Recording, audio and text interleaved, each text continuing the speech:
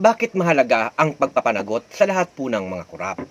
Regardless po yan kung gaano kalaki o kaliit ang kanilang ninakaw. Mga kababayan, may prinsipyo po tayo ng hustisya. Ang korupsyon ay isang krimen. Kahit piso o milyon man yan o bilyon man yan, ito ay ninakaw, lalong-lalo na kung pera ito ng bayan. Pera ng taong bayan, at lalong-lalo na ito ay labag sa batas. Pangalawa, may pantay-pantay na pananagutan kung ang maliit na tao lang nga, ni simpleng sardinas, no, ay nanakaw na paparusahan.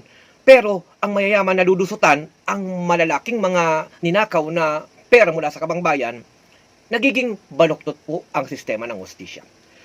Deterrent o pananakot. Kapag alam ng lahat na may parusa, walang safe zone. Ibig sabihin, matatakot itong mga ito na magnakaw sa pera ng bayan. At syempre, ito ay isang proteksyon sa taong bayan.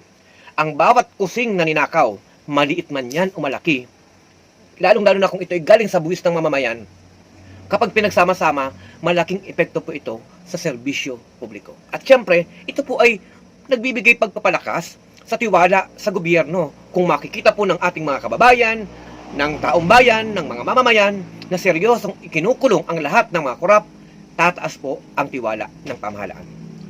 Ang aral po dito, lahat po ng korap ay pinapanagot. Maliit man o malaki, ang malinaw po dito na hindi po kinukonsinti ang mga mali. Gusto natin ng pananagutan, pero may gusto tayong isalba. Hindi po selective ang paghingi ng hustisya o pagpapanagot. Yan po yung malinaw, mga kababayan.